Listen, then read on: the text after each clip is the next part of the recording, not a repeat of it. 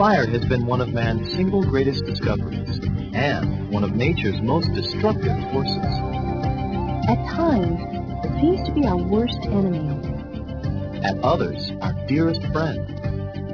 Two sides of the same coin. And in our forests, there are definitely two sides of fire.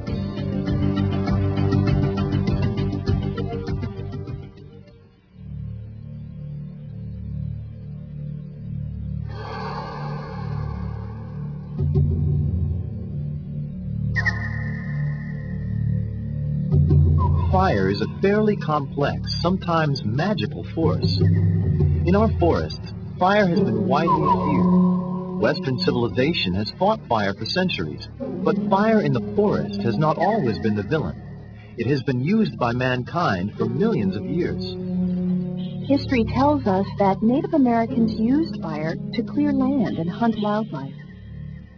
They burned acres of land, sometimes yearly, so that it was easier to travel, easier to see the enemy, and easier to hunt. But most forests didn't burn down. Fire killed the low growth and cleansed the forest floor from debris.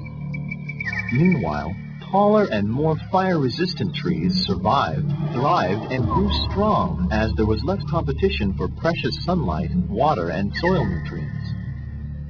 Many European explorers and settlers, as early as Hernando de Soto in the 1500s, have written about journeys across the clear forest floor, traveling by horseback and wagon for miles without so much as a trail or path. De Soto wrote that his cavalry could skirmish with the Indians at a gallop, riding through the open forests.